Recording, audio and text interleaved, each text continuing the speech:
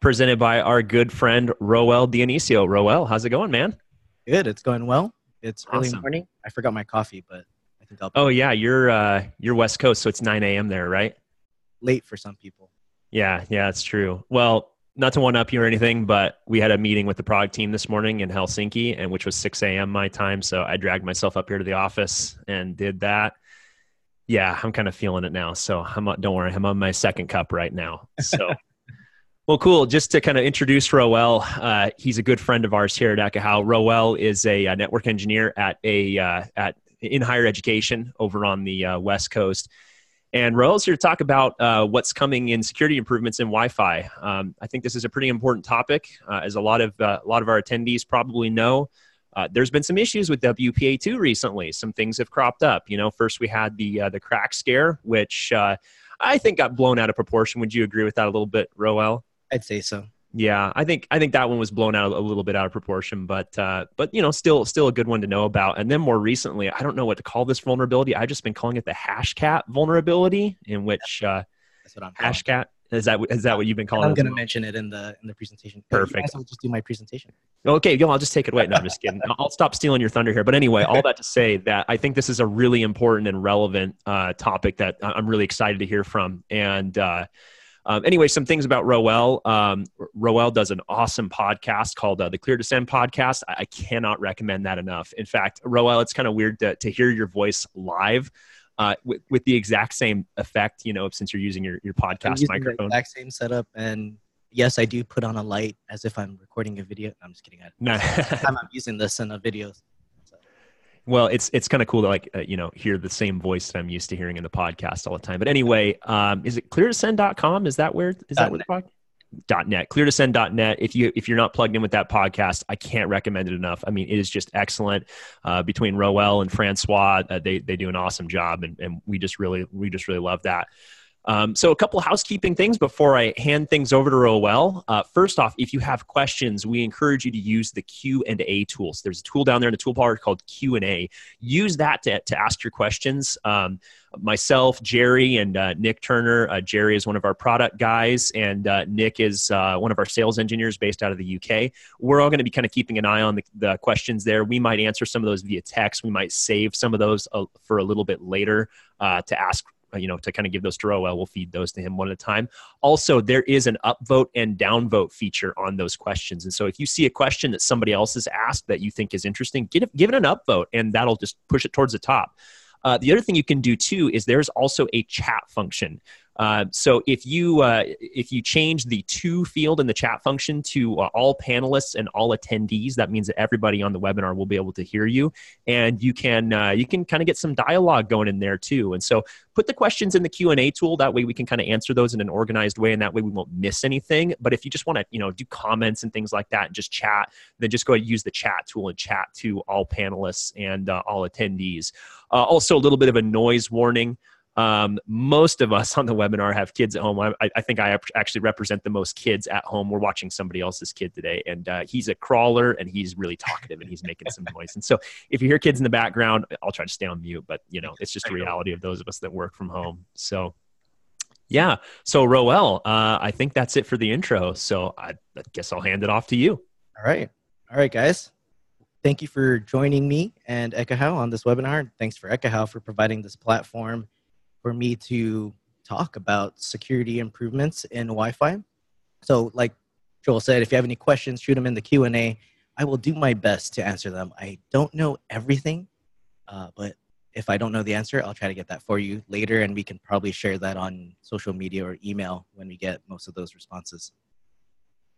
So let me start the presentation here. So we're going to talk about security improvements in Wi-Fi because we haven't seen much of it in the last, decade. So I think it's only right that we talk about how we got here and talk about the previous security mechanisms that we've used in Wi-Fi, and then talk about where are we going, what's next, what's coming up in security.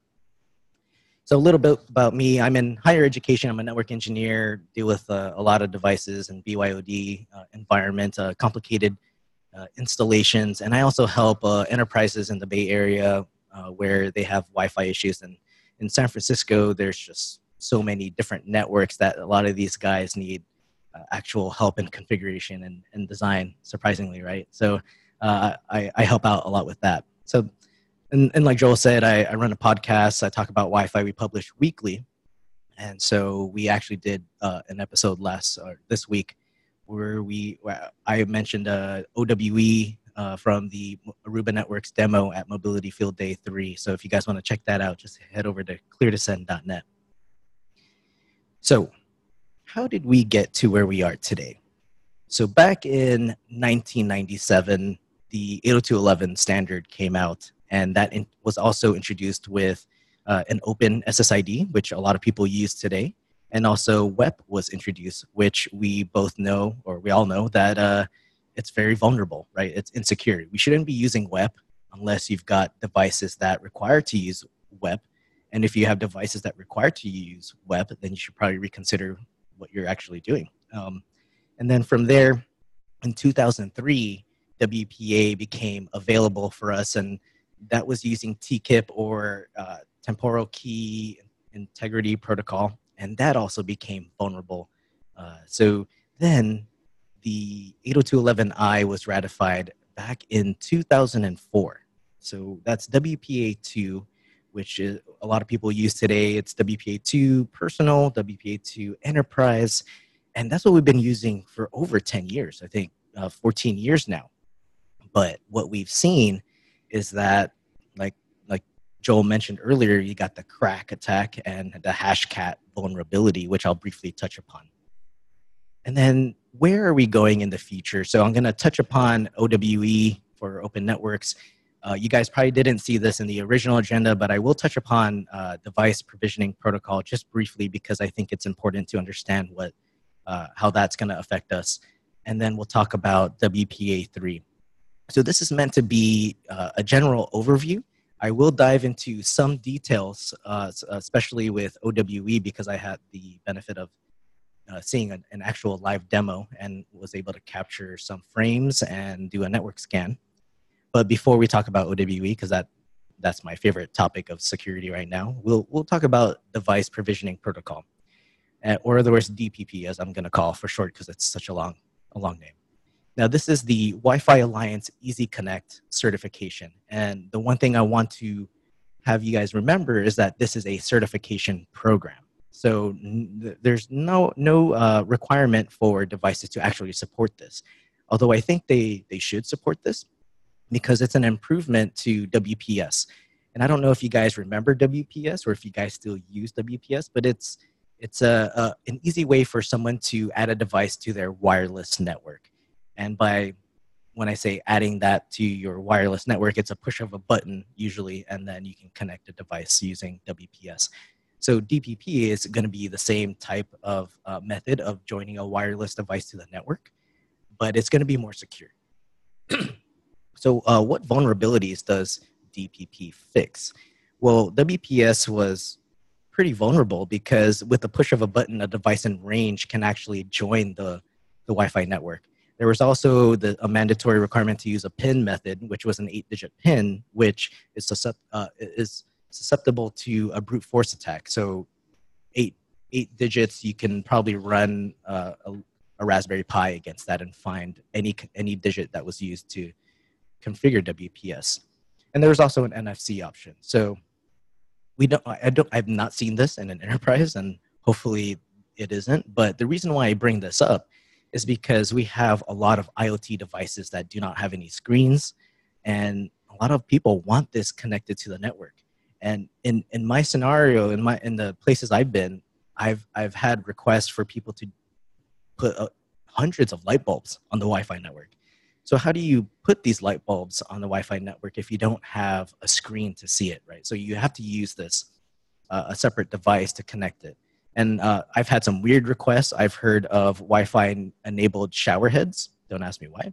I've heard of Wi-Fi enabled paper towel dispensers, and the use case for that is so someone knows when that dispenser is running out of paper towels, they can send somebody there to refill it instead of having somebody constantly rotate around a large campus, for example.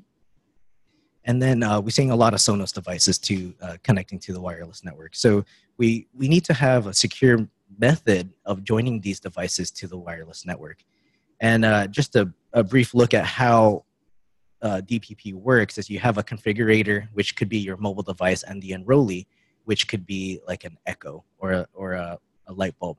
And it goes through a number of exchanges, as you see here. Bootstrapping is the first method in which these devices begin the configuration. And bootstrapping could be either Bluetooth low energy, it could be a QR code, it could be NFC, or some sort of shared password. And so once they do the bootstrapping, then they go through a few of these frame exchanges, which are the DPP authentication and the DPP configuration. And so within these frame exchanges, they're going to use elliptical curve cryptography, or ECC, for all the keys. So it's a lot more secure, and trying to prevent other malicious attackers from trying to put themselves in the middle or try to enroll a device that shouldn't be enrolled onto the wireless network. So that's all I have for DPP, because I haven't been able to test it. I don't know any device that supports it yet, but it is a certification from the Wi-Fi Alliance, which this piece was actually left out of the original WPA3 announcement. So now let's jump into my favorite topic here, which is OWE, opportunistic wireless encryption. It's my favorite one because how many of us use open Wi-Fi networks, right? So many of us use it. A lot of us deploy it. We use it for public spaces like cafes, for visitor networks at the airport, in an airplane. And so OWE is a huge improvement to an open Wi-Fi network, because open Wi-Fi is an unencrypted communications between the client and the AP. And this OWE specification here, which is also a Wi-Fi Alliance certification under Enhanced Open, this was left out of WPA3 initially as well. So now it's its own certification. There's no requirement for any vendor or client device to support it, but I think we should highly encourage all these manufacturers and vendors to implement this in their devices. And what this will do is have an encryption between the client and the AP. And the way that OWE works is there's 3 modes. There really is 2, because the first one is just open, which is what we use now. It's just an open SSID. And then the second mode is open OWE transition mode. And all that is that an SSID will support open for any client devices that do not support OWE. And then it also supports OWE capable clients. And I'll talk a little bit later on how that actually works. And then the third mode is just strictly OWE. It is an SSID that where the device must be OWE capable in order to join that SSID. So what are the problems that OWE fix? And like I said, it's unencrypted communications, right, between the AP and the client. Anyone can sniff the frames and see what you're doing, and we highly rely on application security to make sure it's encrypted. And so what we've seen in the past, I don't know if you guys remember Firesheep. Do you guys remember that plugin for Firefox? This plugin, if you were at a cafe, for example, you could be just sitting, having a cup of coffee, and you could see dozens of people on Facebook, on Twitter, on any other social media, right? And so what you could do is you launch this plugin, sign into the same open SSID as everyone else, and this plugin will sniff or eavesdrop on session cookies, anything that's unencrypted session cookie. And Facebook used to be one of those applications that use an unencrypted session cookie. And so what you could do is then see who's logged into Facebook. You click on one of those accounts, and then now all of a sudden you are actually logged in as them in their Facebook account. And I actually tried this one time just to see if it actually worked. And this was like years ago, and it actually did. And it kind of scared me a little bit. And because we always tell people when you're in an open network, you should always use a VPN, right? The VPN to encrypt your communications. That way no one can see what you're doing. But in an open network, it's unencrypted. You got active and passive attacks. So we're relying too much on application security when we could also be encrypting the layer 1 and layer 2. So looking at your client and AP connectivity, making sure that's encrypted so that way you can mitigate a lot of these attacks. So before we jump into how OWE works, I want to remind everyone how 802.11 authentication and association works currently, where you have your device or your station over on the left side, and then it's looking or discovering an SSID to join. So it'll send a probe request out there, and an AP will send a probe response to that. And from there, if it's an SSID that station wants to join, it'll then send an open system authentication request, which is responded with an authentication response. Then it goes through the association request and response. That is your standard 802.11 authentication and association currently. And what we'll see with OWE is it changes this very slightly. And it's very interesting when we look at these frames. And the reason why I'm able to go much more in depth with OWE is earlier I mentioned that if you haven't seen it, go to techfieldday.com and look for Mobility Field Day 3. Aruba Networks did a live demo of this during MFD3, and I was able to do a network wireless scan and also do a frame capture, and I was able to see all the details of how Aruba Networks is actually going to implement this into their future APs. And they didn't give a timeline of when this would actually be released, and I also don't know if this will be the final method of how Aruba Networks is going to release this into their APs, but most likely it'll be applied to 802.11 AC and newer APs. So what you see on the screen here is a discovery using an application called Wi-Fi Explorer by Adrian Granados. And what you can see with that pink box there, there's a network name that was discovered, MFD-OWE. And you can see in the security column, there's no lock there, which means it's an open SSID. Now, if you notice too, the BSSID on the left, just take note of that. I was very fortunate enough that before this presentation, like last week, Adrian updated this application to support OWE. So if you look at the very bottom, there is an information element that gets added into the beacon frame, and it's called an OWE transition mode. So this SSID is set to the transition mode, so it's supporting open and also OWE. So we'll go into a little bit more of this because this is an interesting setup, I think. So if you look into the RFC for OWE, and there's the link if you want to see the RFC, there is within the RSN information element, the AKM, the authentication and key management, there's going to be a suite type of 18, and that authentication type is set to opportunistic wireless encryption. So that's something you should keep in mind if you're validating a network or you want to see if it supports OWE.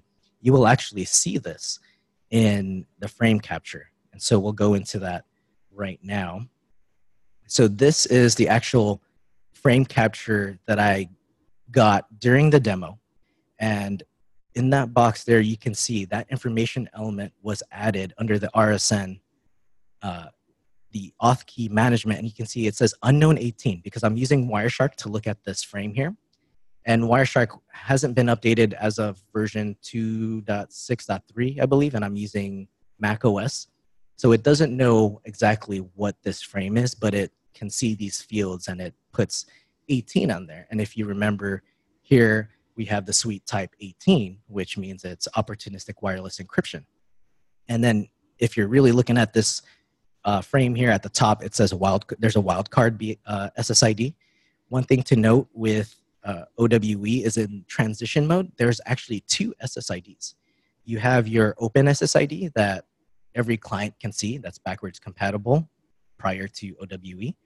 And then an OWE capable client will actually join to a separate SSID. And so there's also a separate BSSID. So this is the frame capture for that OWE capable SSID.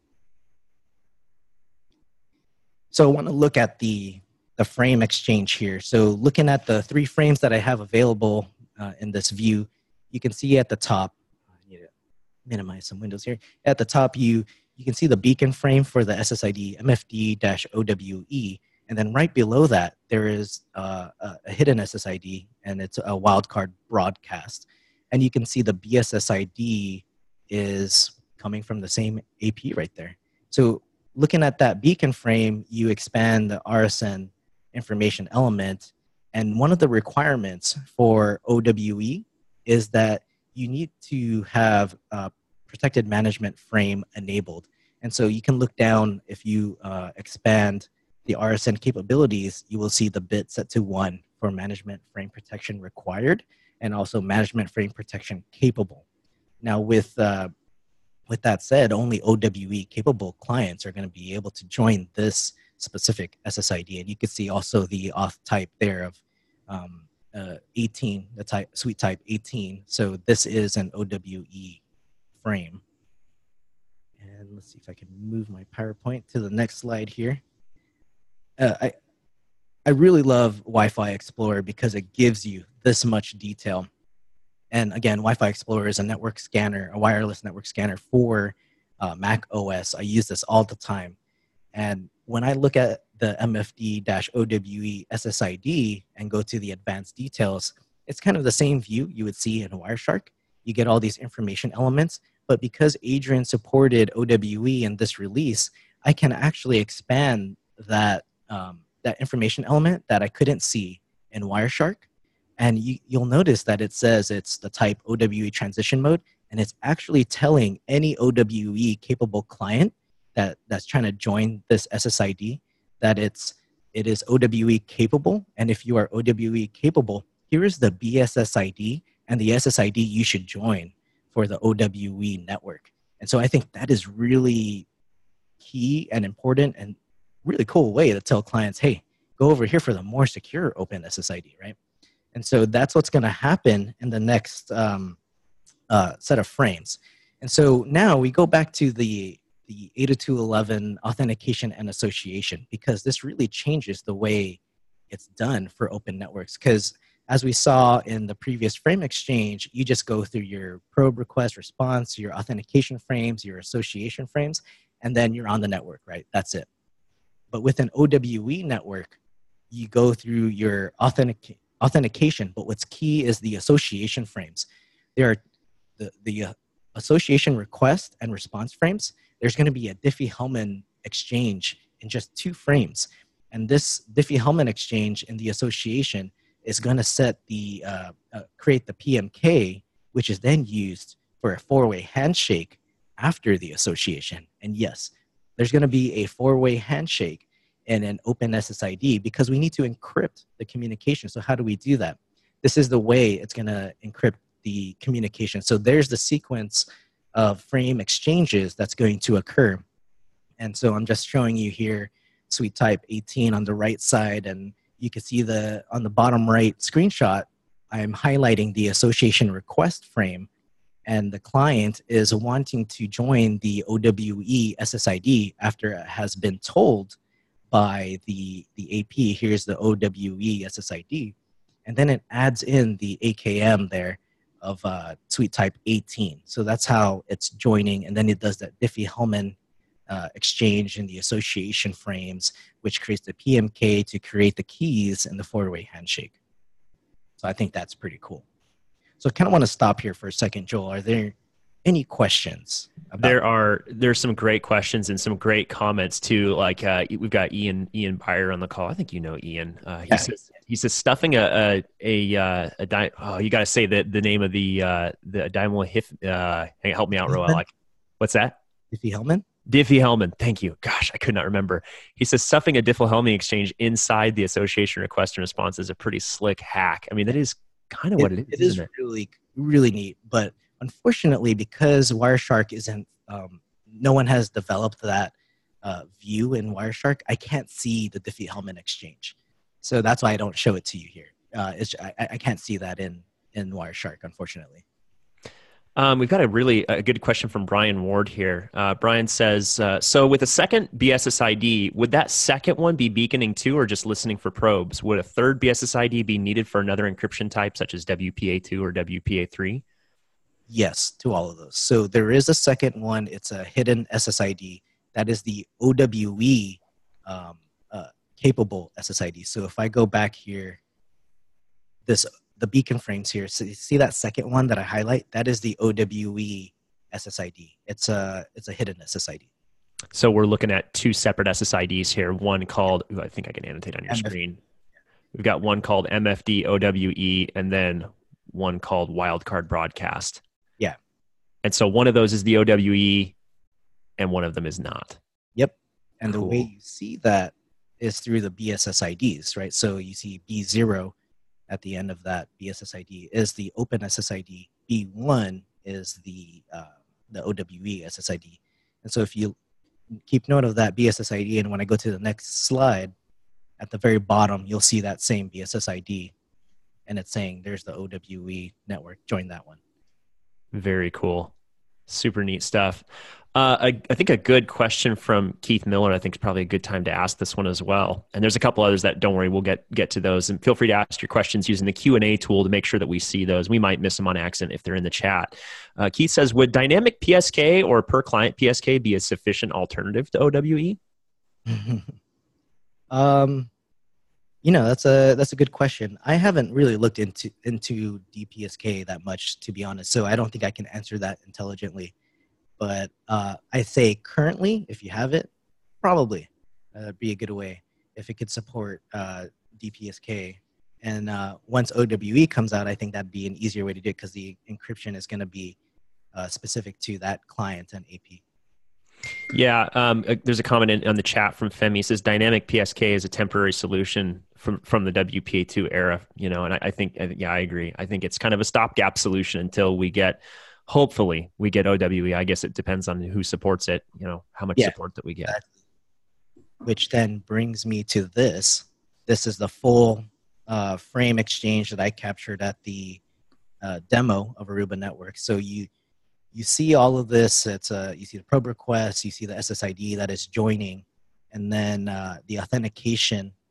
And then all of a sudden you see, actually before the authentication, you see that it then the client requests a different SSID at the association request frame. So I think that's pretty neat. And then you see the four-way handshake. And then down below, I have one of the data frames highlighted, and you can see that I can't see the details, the payload. So yeah, I think it was a really neat demo. I thought it was cool. I think it's a big step forward into securing Wi-Fi networks because we haven't had this in over 10 years, like I said. So the pros of OWE, right, offers encryption to an open SSID, which means we can now have security in these public places. People won't be vulnerable to any kind of attack. There's a Diffie-Hellman exchange in the association frame, just two frames, the request and the response. It's a huge step forward in security. It does require a protected management frame to be required.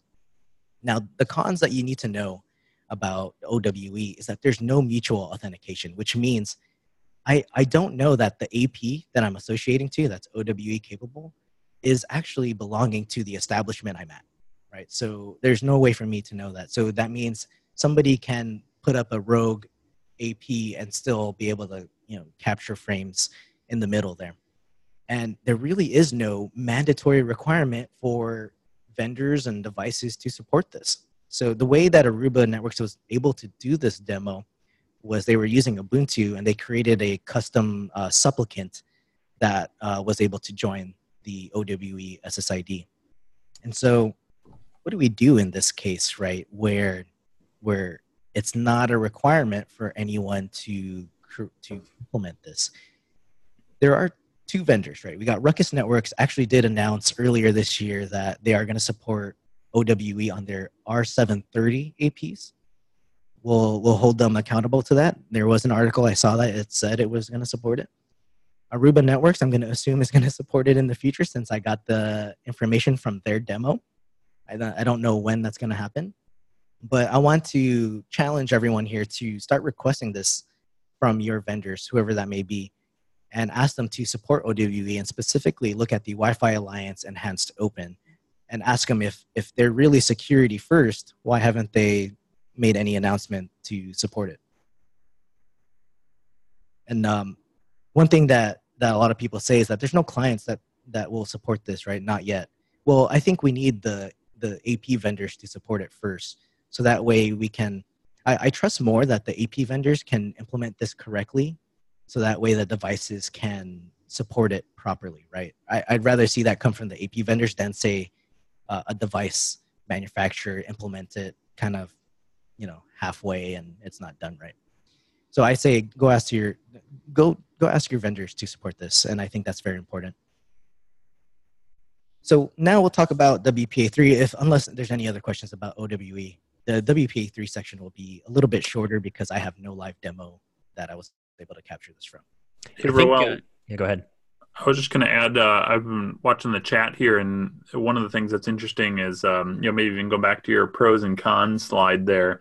One thing I would add to the pro side is that's pretty interesting about this is typically when we talk about adding security, it usually also means adding complexity, right, to the end user, which is pretty cool about OWE is from an end user standpoint, there's nothing they need to do differently, right? That's actually a really good point. It's supposed to be transparent to the user. They won't know. It's like joining an open SSID right now. So I would say the only difference is if somebody's decided to only implement OWE only SSID and the client doesn't support it, they won't be able to join. If it's a OWE transition mode, which we'll probably see for a long time, then the device will automatically decide if it goes to the open SSID or to the OWE SSID. So it should be transparent to the user. The other piece that I would add to maybe the con side that has been mainly kind of bubbling up in chat here is additional airtime that's going to be consumed by this. What's the kind of added overhead? Any ideas of kind of what we should expect? It looks like another SSID, so that's obviously more management traffic. Anything else that we should be aware of? I'm going to revert to the Ekahau airtime utilization tool.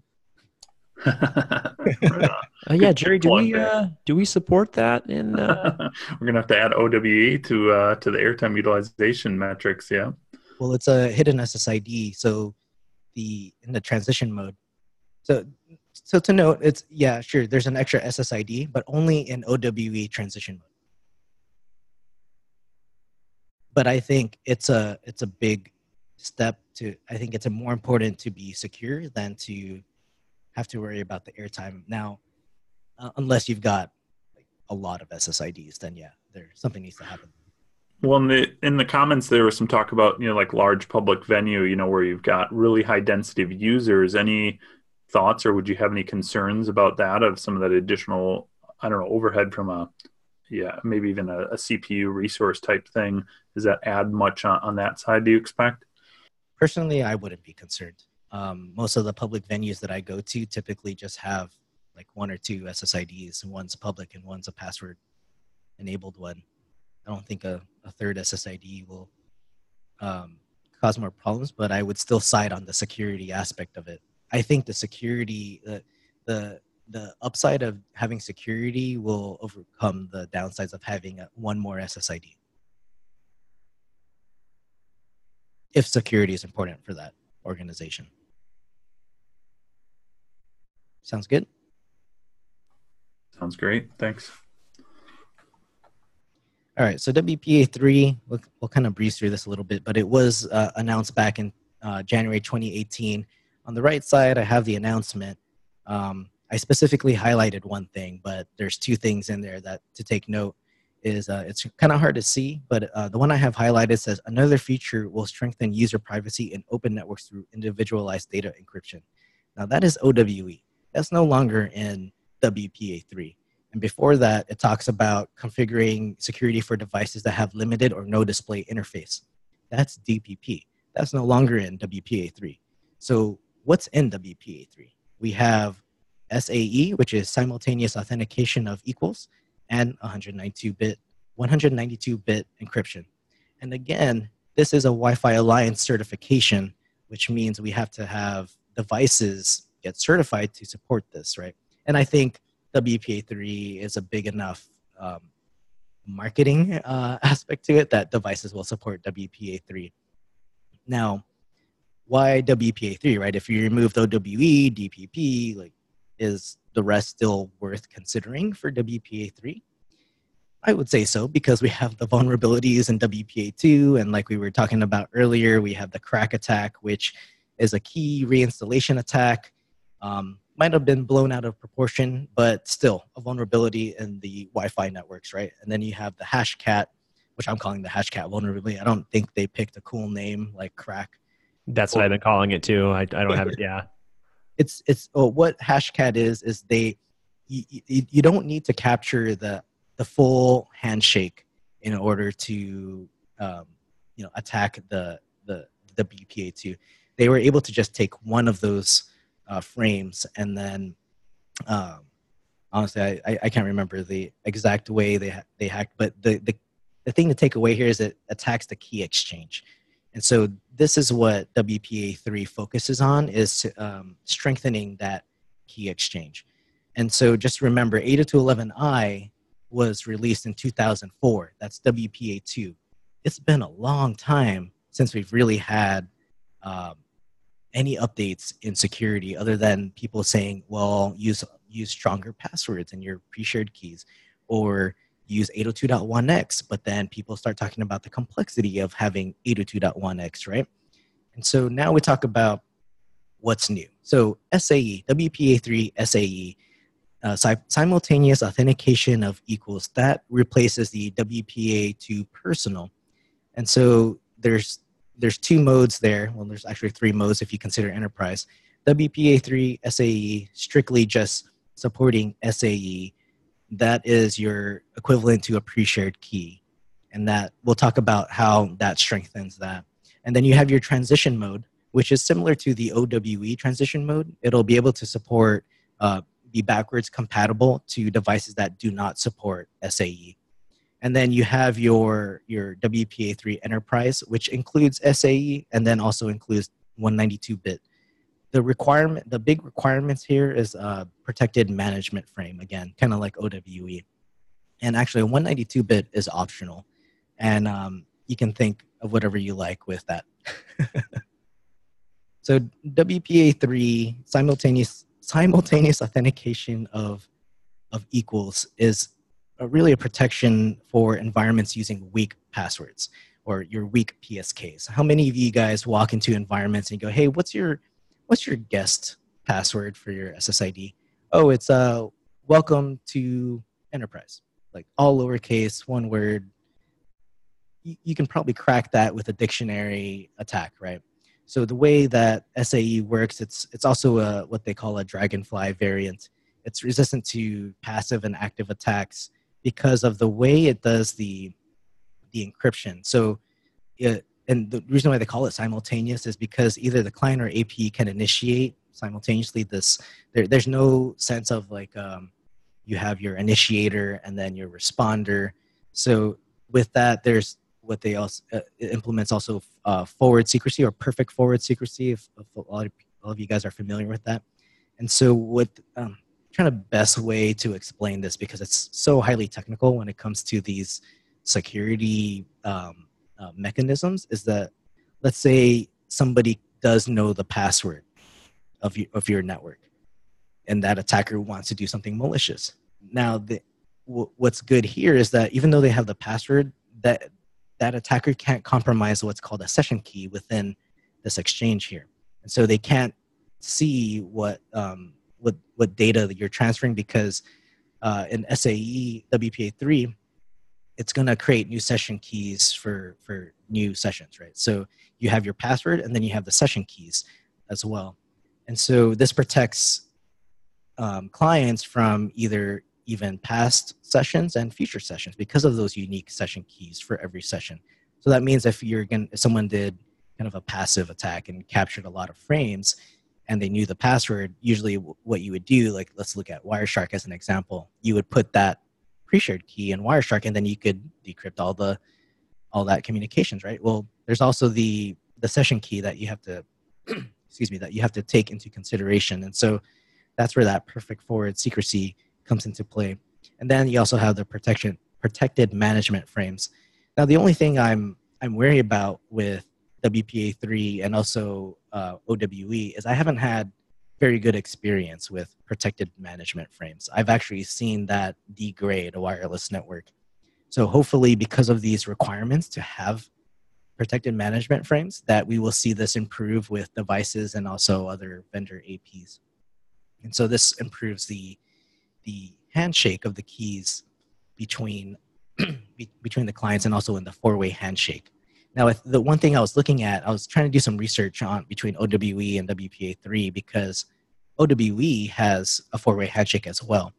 Is that protected the same way as WPA3 is? I don't think it is, because I don't think it's using simultaneous authentication of equals to protect that four-way handshake. So I think that's something we might need to consider, or I might have to do some more research, because that's one of the questions I came up with when I was doing a lot of this research in the new security methods that are coming out. Is I didn't know if OWE is vulnerable to the same like crack and hashcat, those two attacks. So the change in SAE here with the actual frame exchanges, and the screenshot I got here was actually from some a well-known security expert. I cannot recall his name, and I should have added the link here on the slide, but he was able to simulate this with his lab as well. And this changes the authentication algorithm within the frame, and usually you'll see this as open system in that authentication algorithm, but it'll be replaced with SAE. So that's going to be a big difference there in the frame exchanges and how that operates with backwards compatibility with other devices, because they need to support SAE to join. And so with Enterprise, when I was looking through WPA3, there wasn't a huge difference with WPA3 for the Enterprise. You do get your SAE, your protected management frames, but then you have your optional 192-bit modes for your cipher suites. And when WPA3 initially came out, there was some communications in higher education around Eduroam, and Eduroam was telling people not to use these cipher suites because you have to make this change throughout your whole infrastructure in order to support this. So that's one thing to consider when it comes to implementing WPA3 is the cipher suites. If you want to use the higher modes, then it's something you have to plan out. Any questions so far on WPA3? Because we're near the end. Yeah, you know what? I think we do have some good questions, but I think we should probably, why don't you just go ahead and finish up content? This is really good stuff, and we'll loop back around to the questions in a minute. So the pros of WPA3, got a better improved handshake that mitigates your crack attack and your hashcat attack. It's going to be a phased implementation, right? That's why we see these transition modes, because clients are slow to adopt these technologies. It does fix those vulnerabilities, like I said, in WPA2. So the cons of WPA3, they removed OWE, DPP, 192-bit is optional, and nobody supports it yet, except for Ruckus, who's going to come out with their R730. We just need to hold them accountable to that. And if you do look up the announcement for Ruckus R730, they do say there at the very top, they're going to support WPA3 and OWE. So once that's out, we can probably see some clients start to support that. But we need to put pressure on these vendors and manufacturers to implement this so we can actually get this working out in the wild. I don't think it'll be a smooth implementation. Do some testing before you do a mass rollout in your environments, get something in the lab. Maybe a question is, should I start buying, like the APs I see out now, like those 802.11ax APs? I believe those APs will be able to support WPA3 and OWE in the future. It should just be like a switch in the software or firmware, but you got to validate that with your vendor. We may see some of this not implemented fully, so you just got to be very cautious and ask a lot of questions with your vendor and ask them how they tested it if there's no clients out there, right? So that's all I have. I do want to tell everyone to head over to ekahau.com/resources. I wrote an article called Wi-Fi Security Improvements that talks about all of this as well. And if you want to know a little bit more about me, head over to my website. It's there on the right side, roeldinisu.com/Wi-Fi. It's kind of a start page where I recommend some articles that I've written, some podcast episodes that I think you guys will find useful, and some videos that I've done. All right. Awesome. Thanks, Roel. Excellent content here, man. That was just fantastic. I learned a ton, and yeah, this is just a really great presentation. So thank you so much for doing this for us.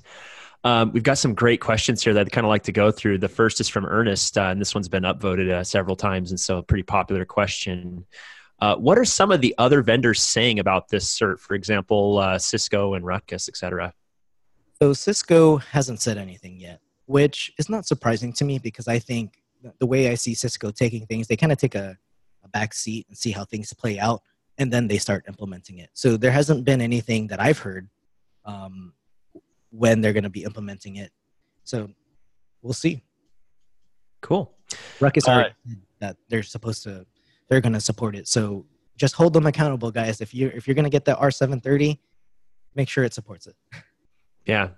Yep. To all of our AP vendor friends, yeah. If you guys are on the webinar, then hopefully you're hearing this, and hopefully you can affect some change. If they say they are security first, then ask them why they haven't said anything about OWE or WPA3, and then watch them stumble. Yeah, I'm really hoping for OWE. I mean, it just sounds so cool to just have this, basically to the end user, have an open network, but there is some security involved. Even if you don't get mutual authentication, you still have encryption. So yeah. Pretty awesome stuff. Question from Ian, since WPA2 is 802.11i, and is there going to be a task group for WPA3, or is it all happening at a Wi-Fi Alliance level? So far, I've seen it happen at a Wi-Fi Alliance level. Now, that's not to say that there won't be a task group, because I think WPA2 came out before it was, like you saw some half implementations before it actually made it to the standard. And that's kind of what we see before anything gets kind of amended to 802.11. But I think in the future, it will be added to the standard. A lot of the stuff that you do see, there's RFCs on it. Their SAE is actually in the 802.11 standard, but for mesh networks. So take a look at that. Oh, interesting. It's already there, but for mesh. Huh, cool. Hey, real quick. Yeah, go ahead, Jerry. Going back to that previous question about the vendors supporting it. Vijay pointed out the URL to Meraki's website, which I was just quickly reading through, and it says WPA3 will continue to evolve over the next few months as device vendors determine which of the above capabilities to adopt.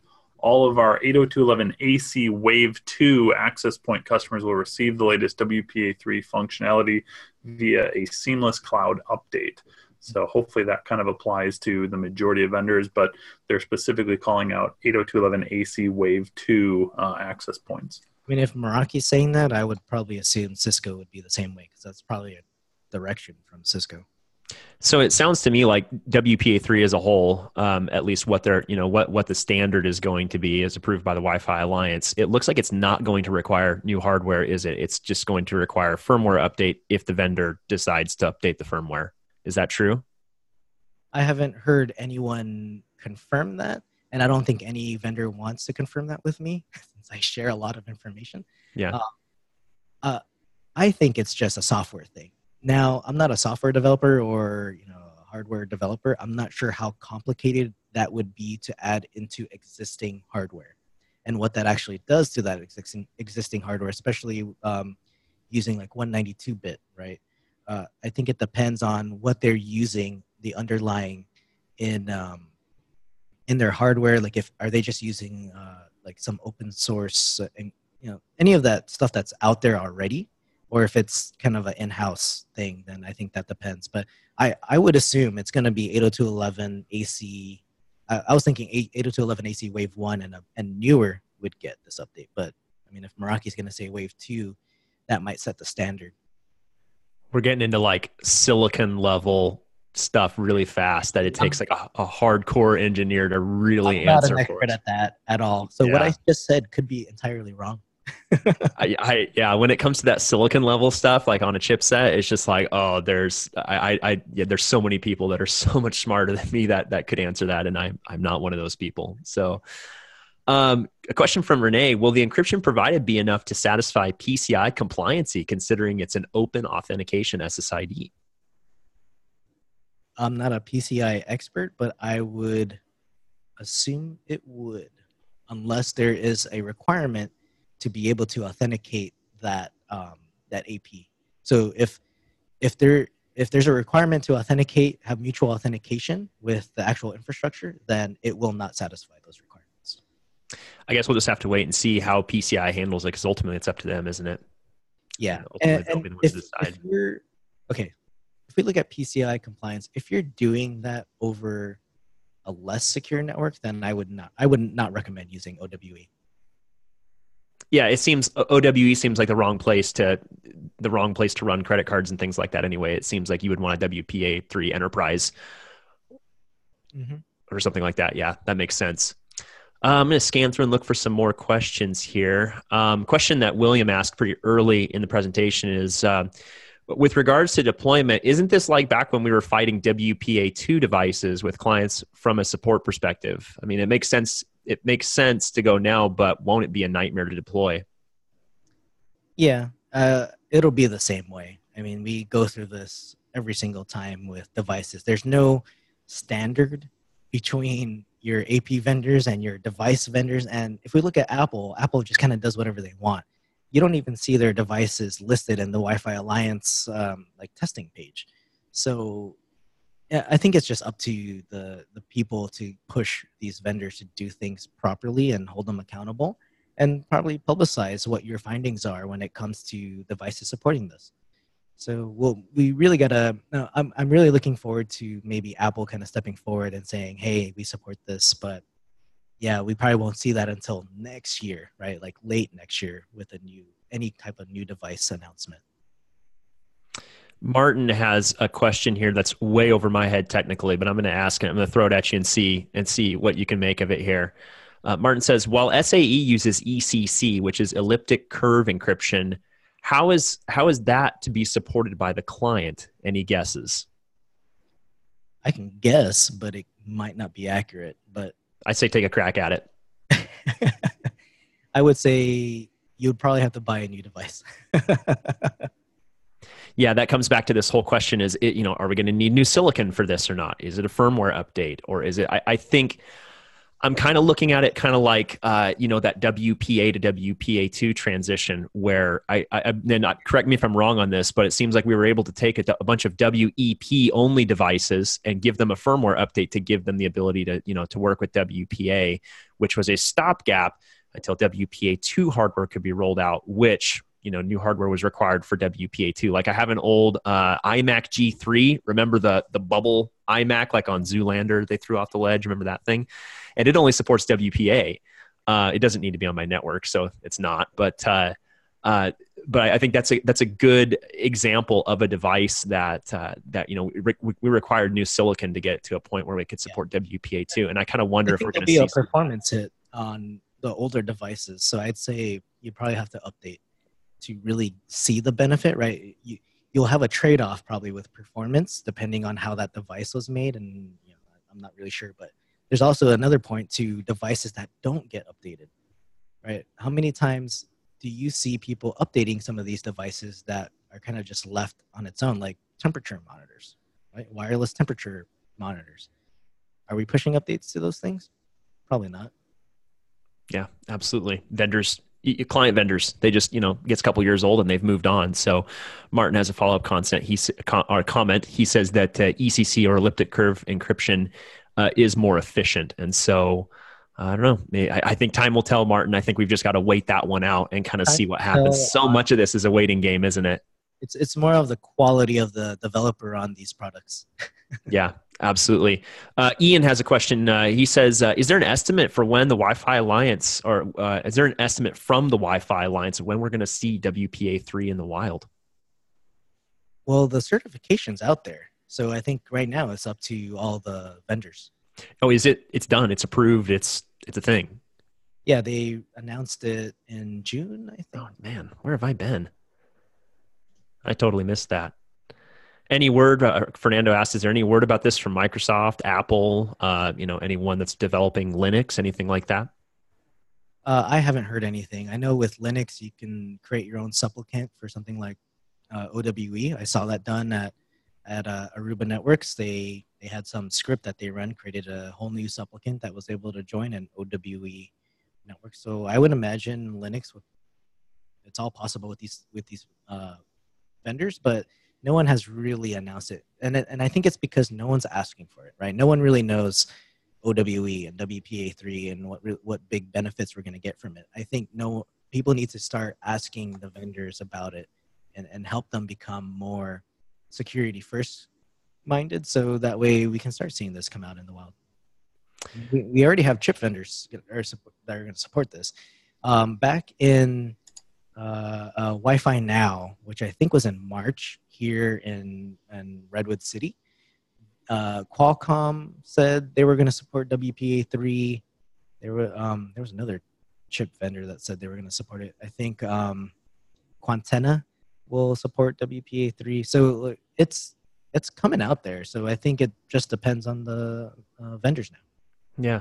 Vijay says the same thing. He says, according to the Wi-Fi Alliance, devices supporting WPA3 will be released in late 2018. Qualcomm is already making chips that support it. So yeah, very cool. Ro, I'm going to give you a break for a second, and I'm actually going to throw a question at Jerry, who is on our product team here at Ekahau. I was told I would not be asked any difficult questions. Oh, okay. Well, I don't think it's really a difficult one, but question from somebody in the audience here: will Ekahau Survey capture this hidden wildcard SSID? So I mean, hidden SSIDs are already captured today within Ekahau. It's a good question, though, that I gotta kind of see how we may be able to handle that more gracefully as part of this standard. To actually correlate that together, right? So today it would just be captured as another hidden SSID that would be broadcasted by, and we'll combine those together. So you'll see that BSSID with the other BSSID both being advertised from the same physical radio. It'll combine those multi-max together. Right now there's no correlation with that's part of OWE. Gotcha. A good follow-up question that Nick asked at the perfect time here. Nick says, will Ekahau be introducing new features to ESS to flag new security protocols that are in use with the RF environment when doing surveys? So any interest in flagging SSIDs? Yeah, that's an interesting question, because I know that's something that's, obviously pretty front of mind right now. Obviously that's what we're doing this webinar is about security protocols and improving that. And we can do a little bit of that today within Ekahau, but it's not a primary focus, right, around the security protocols that are implemented. You can generate a report with a table that indicates, which ones are open SSIDs versus WPA, WPA2, those kinds of things. But, we don't have specific visualizations or anything like that are focused around the security aspect. So, yeah, it's something definitely to look into from a development standpoint. I do want to add in there, specifically about OWE, because it's a hidden SSID. That string that you saw there where it said, here's the BSSID and the OWE SSID, Aruba Networks said that BSSID was, the SSID was generated dynamically, because that's an assumption of any other OWE networks in the area. So they create a more of a dynamic. I don't know if that's going to be in the final version, but we'll see. Yep. Cool. Well, we're right at the top of the hour here, or the bottom of the hour rather. So I think we should probably go ahead and wrap things up so that people can get on with the next thing. So just in closing here, Roel, thank you so much for your time. Thanks for putting together this amazing presentation. Yeah, we're always stoked to have you here. And also, I'd encourage everybody in the audience, if you're not familiar with Roel's podcast, to be honest, you probably are, because I think it's the biggest podcast in the world of Wi-Fi. But be sure to go check that out at cleartosend.net. That's cleartosend.net. It's a fantastic resource. We will be sending out the recording for this within about 24 hours, I think. And so keep an eye out for that in your inbox. You should receive an email from us pretty much automatically, auto-magically, including the recording. And so with that, Jerry, Roel, thank you so much for your time today. We'll see you guys on a future Ekahau webinar. Bye now. Thanks, everybody.